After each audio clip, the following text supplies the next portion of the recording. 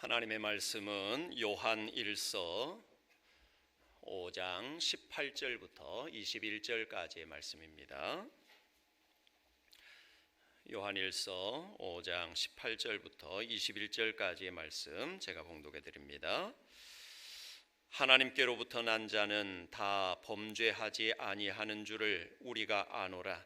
하나님께로부터 나신 자가 그를 지키심에 악한 자가 그를 만지지도 못하느니라. 또 아는 것은 우리는 하나님께 속하고 온 세상은 악한 자 안에 처한 것이며, 또 아는 것은 하나님의 아들이 이르러 우리에게 지각을 주사 우리로 참된 자를 알게 하신 것과, 또한 우리가 참된 자 곧 그의 아들 예수 그리스도 안에 있는 것이니 그는 참 하나님이시요 영생이시라. 자녀들아, 너희 자신을 지켜 우상에서 멀리하라. 아멘. 요한일서의 이제 마지막 시간이 되겠습니다. 요한일서를 우리가 함께 살펴보면서 특별히 예수 그리스도 안에서 우리에게 참 생명을 주셨다라고 하는 말씀과, 참 생명을 얻은 하나님의 백성들이 하나님과의 교제권을 이루고 또 성도들 간에 서로의 아름다운 교제를 형성하면서, 그러면서 그 안에서 서로 사랑하고 아끼고 사랑 안에서 하나 되어져 가는 것, 이것이 굉장히 중요하다 하는 것을 우리에게 말씀해 주셨습니다. 그러나 이런 참된 교제를 또 파괴하는 그러한 요인들도 있다라고 하는 것이죠. 죄의 문제가 이런 교제권을 파괴하는 그러한 결과를 가지고 오게 되는 것이고, 그 중심에 사단의 역사가 있다라고 하는 것, 또 이단에 빠지는 그러한 일들, 이런 일들이 교회 공동체를 무너뜨리는 그런 결과를 가지고 오는 것이기 때문에 오늘 우리가 더욱더 정신을 차리고 근신하고 깨어있고 참 생명을 얻은 하나님의 백성으로서의 확신을 가지고 살아야 된다 하는 것이죠. 그래서 지난 시간에 우리가 살펴본 말씀, 확신을 가지고 우리가 살아야 되는데 어떤 확신을 가져야 되느냐? 영생에 대한 분명한 확신을 우리가 가지고 살아야 된다 하는 것을 이야기했고, 또 하나님께 기도하면 반드시 들으시고 응답해 주신다라고 하는 그 확신을 가지고 우리가 믿음 생활을 해야 될 것을 이야기를 했습니다. 오늘 이제 18절 이하의 오늘 본문 말씀 가운데서 보면 여기에 반복해서 이야기하고 있는 게 있는데, 그게 뭐냐면 우리가 아노라, 안다라고 하는 단어입니다. 18절에 하나님께로부터 난 자는 다 범죄하지 아니하는 줄 우리가 아노라 그랬고, 19절에 또 아는 것은, 20절에도 또 아는 것은 이렇게 표현하고 있는데, 여기에서 이 안다라고 하는 이 단어는 그냥 일반적으로 우리가 그냥 알아가는 그런 알물 이야기하는 것이 아니고, 이것은 이미 알고 있는, 즉 확신하는 그러한 지식, 이것을 이야기하는 것입니다. 그러니까 내가 알고 있는 것에 대해서 확신한다, 분명히 안다라고 하는 그런 의미를 담고 있는 것이죠. 그래서 오늘 우리 그리스도인들이 무엇을 분명히 알고 있는 것인가? 내가 알아가는 것이 아니고 이미 내가 알고 있다라고 하는 것이죠. 그 알고 있는 것, 그것을 우리가 분명히 붙들고 마지막 순간까지 믿음으로 살아야 된다는 것을 이야기하는 것입니다. 그 아는 것이 무엇이냐? 18절 말씀에서 보면 하나님께로부터 난 자는 다 범죄하지 아니하는 줄을 우리가 아노라 그랬습니다. 여기 하나님께로부터 난 자라고 이렇게 표현하고 있는데, 하나님께로부터 난 자는 누구를 말하는가 하면 바로 저와 여러분들을 이야기하고 있는 것입니다. 즉 예수 그리스도를 믿음으로 말미암아 하나님의 자녀가 된 거듭난 하나님의 백성들을 이야기하고 있는 것입니다. 예수 그리스도를 믿음으로 말미암아 거듭나서 하나님의 자녀가 되었을 때에 그 하나님의 자녀는 다 범죄하지 아니하는 줄을 우리가 아노라 그랬습니다. 이 말씀은 좀 이해하기가 어쩌면 좀 난해한 부분이기도 합니다. 하나님께로부터 난 자는 다 범죄하지 아니한다. 여기 범죄하지 아니한다, 죄를 짓지 않는다, 이 말은 도대체 무슨 말인가? 우리 하나님께로부터 나서 우리 거듭났잖아요. 그러면 하나님의 백성된 우리는 죄를 짓지 않아야 마땅한 것이죠. 이 말씀대로 한다면 우리는 죄를 안 지어야 되는 것입니다. 그런데 우리의 삶을 돌아보면 어떻습니까? 우리는 여전히 죄를 지으면서 살아가고 있는 그런 존재인 것이죠. 그래서 이 말씀의 의미가 무엇인가? 두 가지로 이해를 할 수가 있습니다. 하나는 17절 말씀과 연관해서 이해를 한다면 17절에 보면 모든 불의가 죄로 돼 사망에 이르지 아니하는 죄도 있도다 그랬습니다.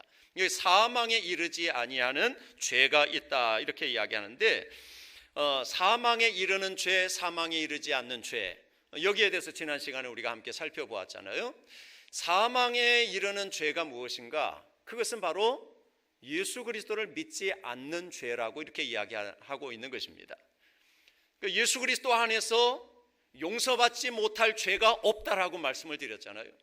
예수 그리스도의 십자가의 그 은혜 아래서 용서받지 못할 죄는 없는 것입니다. 다만 한 가지 용서받을 수 없는 죄가 있다면 그것은 십자가의 은혜를 거부하는 것입니다. 십자가의 은혜를 거부하는 그것만큼은 어떻게 할 수가 없는 거예요. 할 수가 없는 거예요. 그러니까 결국 사망에 이르는 죄라고 하는 것은 그리스도를 거부하는 것이고 십자가의 은혜를 거부하는 것이고 또 이것을 배교자라고 이렇게 이야기할 수가 있는 것입니다. 거듭난 하나님의 백성들은 결코 이 죄를 범치 않는다 하는 그러한 의미로 우리가 이해할 수가 있는 것이죠. 또 하나 우리가 좀 이야기할 수 있는 것은 다 범죄하지 아니하는 줄을, 여기 범죄하지 아니한다라고 하는 것은 현재형입니다. 그러니까 이것은 계속적으로 반복해서 죄를 짓지 않는다 하는 그런 의미가 또 될 수가 있는 것이죠. 그러니까 하나님의 자녀가 되었으면 하나님의 자녀들은 이 땅에 살면서 계속해서 죄를 습관적으로 짓는 그런 삶을 살지 않는다는 것을 이야기하는 것입니다. 습관적으로 계속해서 죄를 짓는다면, 그렇다면 우리가 우리 자신을 다시 한번 더 돌아봐야 되는 것이죠. 정말 내가 하나님의 자녀인가? 왜냐하면 하나님의 자녀들은 성령께서 우리 안에 거하시면서 우리가 잘못할 때, 우리가 죄를 지었을 때에 계속해서 성령께서 우리의 마음을 자극하십니다. 내가 죄인이라고 하는 사실을 깨닫게 하시고 그렇게 하면 안 된다는 그러한 양심의 소리를 계속해서 내게 하시는 것이죠. 그러니까 참된 그리스도인은 죄를 지었을 때에 그것이 아무렇지 않은 그런 상태가 될 수가 없는 것입니다. 죄를 지으면 양심의 찔림을 받게 되어지는 것이고 그 양심의 찔림을 받으면서 회개하는 자리로 나아가게 되는 것이죠. 이게 성령께서 하시는 일인 것입니다. 그래서 우리가 살아가면서 이런 죄의 문제에 대해서 내 양심이 계속해서 지적을 할 때에, 그럴 때에 바로 성령께서 나로 하여금 깨닫게 하시는구나 하는 것을 우리가 민감하게 반응할 수 있어야 되는 것입니다. 그래서 그런 때는 철저하게 회개하는 그런 우리 자세가 필요한 것입니다. 예수 그리스도 안에서 거듭난 하나님의 백성은 결코 죄를 계속해서 반복해서 짓는 그런 삶이 되어지지 않는다 하는 것을 오늘 이야기하고 있는 것입니다. 또 더 나아가서 하나님께로부터 나신 자가 그를 지키심에 악한 자가 그를 만지지도 못하느니라 그랬습니다. 여기 하나님께로부터 나신 자는 누구를 말하는가 하면 바로 예수 그리스도를 이야기하고 있는 것입니다. 예수 그리스도께서 그를 지키심에, 즉 예수 그리스도께서 성도들을 지키심에 악한 자가 그를 만지지도 못한다. 이 악한 자는 바로 사단을 이야기하는 것입니다. 사단이 우리를 만지지 못한다라고 하는 이야기는 사단이 우리를 사단의 소유화할 수 없다는 것을 이야기하는 것입니다. 사단이 결코 하나님의 백성들은 자기 소유화할 수 없다는 거예요. 왜냐하면 그리스도께서 우리를 지켜주시기 때문이라고 말씀하고 있는 것입니다. 오늘 그리스도께서 우리를 철저하게 보호해 주시기 때문에 결코 사단은 우리를 빼앗아갈 수 없다 이 말이에요. 제가 자주 인용하는 말씀입니다마는 누가 우리를 그리스도의 사랑에서 끊으리요? 환난이나 곤고나 박해나 기근이나 적신이나 위험이나 칼이랴. 그 무엇도 우리를 그리스도의 사랑에서 끊을 수 없다라고 이야기를 하는 것입니다. 오늘 이 말씀이 바로 그것을 이야기하는 거예요. 그리스도께서 우리를 보호하고 계시기 때문에, 우리를 붙들고 계시기 때문에 사단은 결코 우리를 빼앗아갈 수 없다라고 하는 것을 말씀하고 있는 것입니다. 그러니까 우리 그리스도인들이 확신을 가져야 될 것이 뭐냐면, 나는 예수 그리스도 안에서 거듭났다라고 하는 것, 예수 그리스도 안에서 영원한 생명을 얻었고 그리스도께서 나를 마지막 순간까지 붙들어 주신다라고 하는 그 확신을 가지고 살아가는 것, 이것이 매우 중요하다는 것을 가르쳐주고 있는 것입니다.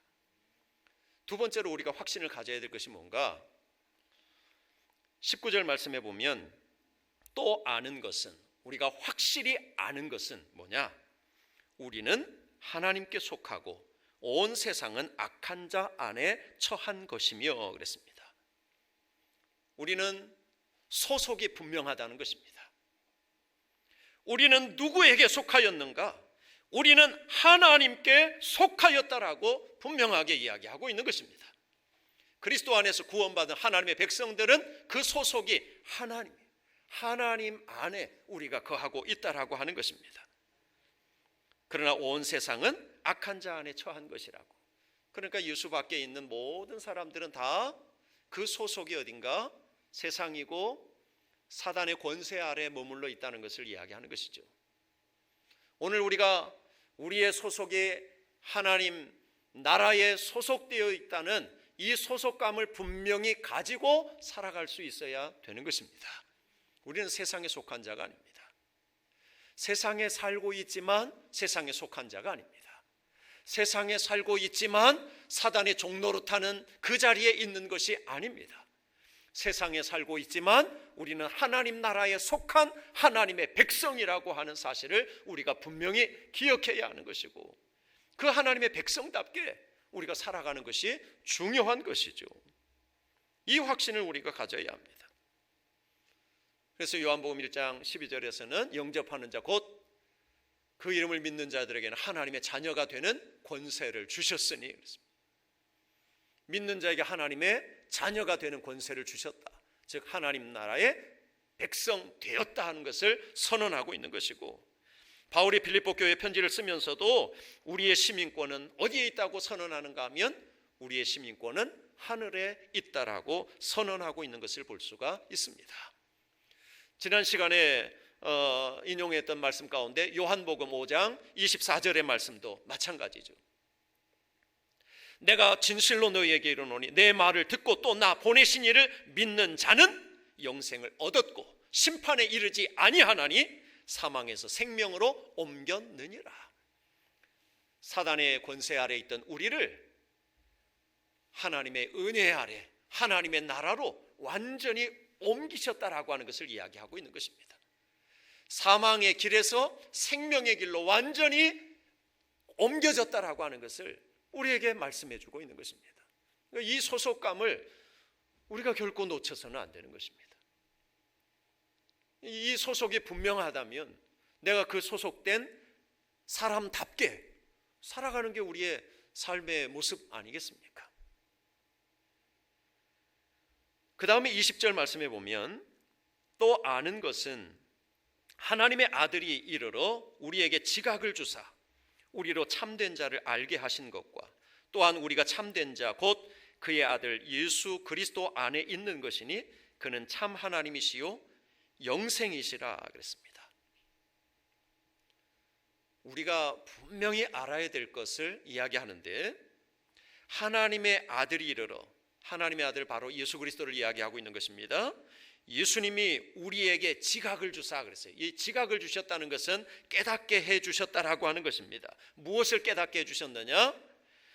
우리로 참된 자를 알게 하신 것과, 이 참된 자는 바로 하나님을 말하는 것입니다.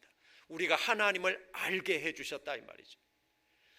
우리가 하나님을 아는 것이 영생이라고 이야기하지 않습니까? 하나님을 아는 것, 또 하나님께서 보내신 자를 믿는 것, 그것이 바로 영생이라고 이야기하고 있는 것입니다.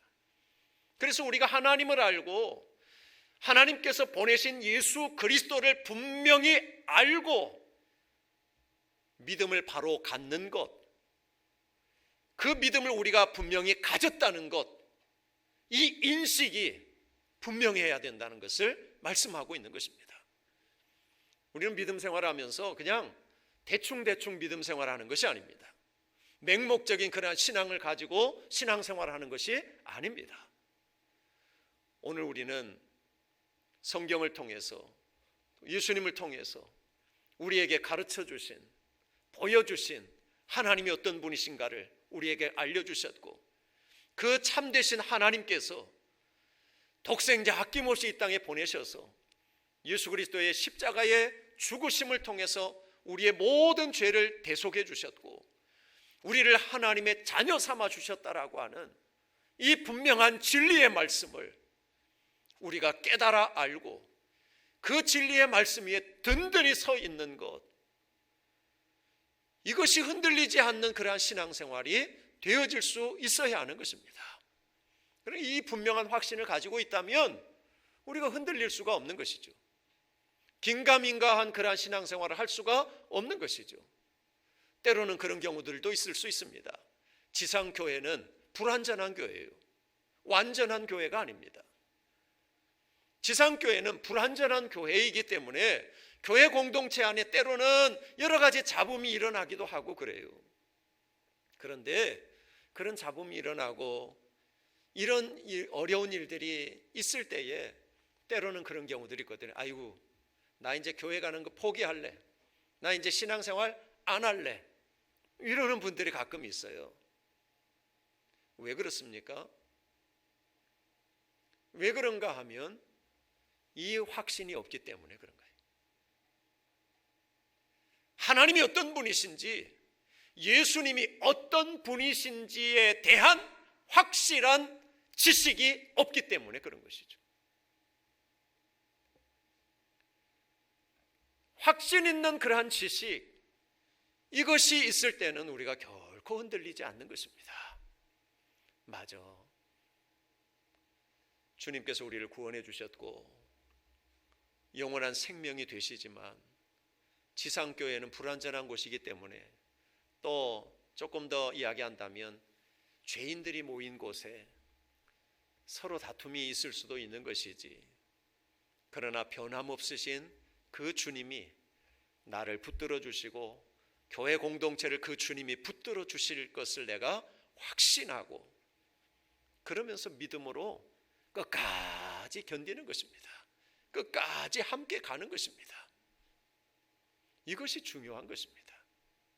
끝까지 함께 가는 것이 중요한 거예요. 끝까지 함께 가는 것이. 우리가 때로는 하나님의 뜻을 너무 오용하는 경우들이 참 많이 있습니다. 이것이 하나님의 뜻이라고 생각한다고, 이렇게 하는 것이 하나님의 뜻이라고 생각했다고, 기도하면서 그렇게 응답을 받았다고 이야기하는 경우들이 종종 있습니다. 그런데 가만히 듣다 보면 그럴 때 이야기하는 하나님의 뜻을 가만히 생각해 보면 그것이 정말 하나님의 뜻일까 하는 의구심을 갖게 되는 것입니다.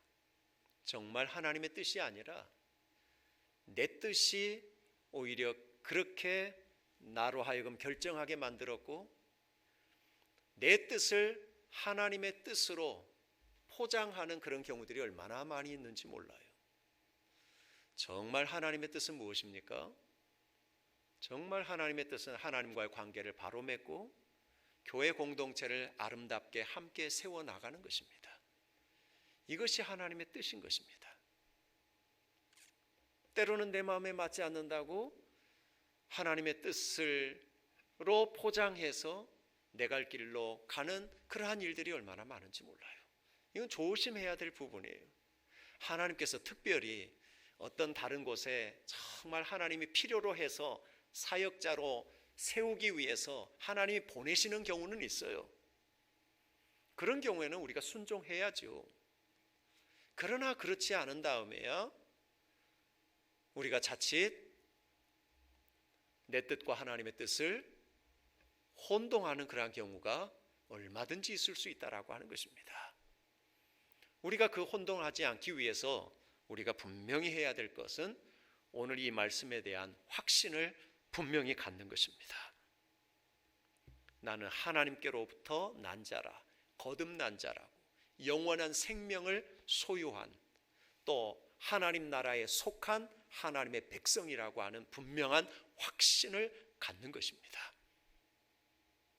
이 확신을 가지고 이 확신 속에서 흔들리지 말아야 되는 것이죠.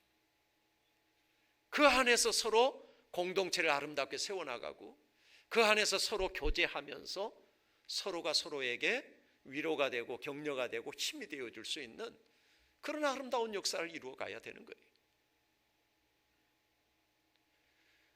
모이기를 패하는 어떤 사람들의 습관과 같이 하지 말고 오직 마음을 같이 해서 서로 위로하며 격려하며 사랑과 선행을 서로 격려하면서 그렇게 함께 세워져 가는 것이 하나님의 뜻이라고 말씀하고 있는 것 아니겠습니까? 오늘 우리가 이런 사실을 우리가 분명히 알고 이런 확신 속에서 살아가면서 마지막 21절에서 이렇게 이야기합니다. 자녀들아, 너희 자신을 지켜 우상에게서 멀리하라 그랬습니다. 우리의 믿음의 대상은 분명합니다. 온 우주 만물을 창조하신 하나님, 그 하나님이 우리의 믿음의 대상입니다. 우리가 죄인 되었을 때에 그 하나님께서 독생자 예수 그리스도를 이 땅에 보내어 주셨고 그 예수님이 십자가의 죽으심을 통해서 우리의 죄를 대신 책임져 주셨고 그 예수님을 믿는 자에게 하나님의 자녀가 되는 놀라운 복을 허락해 주셔서 믿음으로 우리가 하나님의 자녀가 되고 하나님 나라의 백성이 되어졌다라고 하는 것이고요. 이러한 하나님의 백성들이 함께 모여서 서로 교제하며 떡을 떼며 마음을 같이 해서 공동체를 아름답게 세워나가고 그러면서 세상에 빛이 되어지고 소금의 역할을 감당하고 지역사회 복음화를 이루어갈 수 있는 거룩한 공동체로 세워져 가야 되는 것 아니겠습니까? 그러기 위해서 우리는 그 믿음의 이 중심을 잃지 말고 우리 자신을 지켜서 우상에게서 멀리하라고. 이 우상이라고 하는 것은 결국 뭐예요? 우리의 마음을 흔들어 놓는 것 아니겠습니까? 하나님께로 향하여야 할 우리의 마음을 흔들어 놓는 거예요. 여기에서 우상이라고 하는 것은 꼭 무슨 형상을 만들어 놓고 거기에 절하고 그것을 섬기고 그런 형상을 만들어 놓은 그것만이 우상이 아닙니다. 골로새서에서 분명하게 말씀하고 있잖아요. 탐심이 곧 우상 숭배라고 이야기하고 있지 않습니까? 오전에 잠깐 언급했던 것처럼 세상 것들, 우리가 추구하는 세상 것들, 우리가 집착하는 세상의 어떤 것들, 내가 집착하는 그것이 바로 내 삶의 우상이 되어지는 것입니다. 그러므로 우리는 그런 것들에 마음 빼앗기지 말고 우리가 진리의 말씀 앞에 온전하게 서서 흔들리지 않는 그러한 믿음으로 끝까지 하나님의 영광을 위해서 살아갈 수 있는, 또 공동체가 하나님의 영광을 위해서 아름답게 세워져 갈 수 있는 데에 우리 모두가 있는 위치에서 그 역할을 잘 감당해 나갈 때에 하나님께서 이 마지막 때에 우리 교회 공동체를 통해서 지역사회 복음화의 역사를 이루어 가실 줄로 분명히 믿습니다.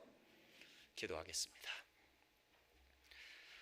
살아계신 하나님 아버지, 하나님의 은혜를 감사드립니다.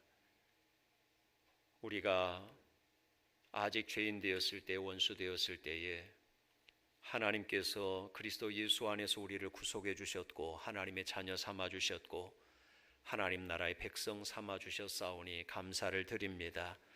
이 소속감을 우리가 결코 놓치지 않게 하시고 이 진리의 말씀 위에 견고하게 서서 하나님 나라를 아름답게 세워나갈 수 있는 우리 모든 식구들 되게 하여 주시옵소서.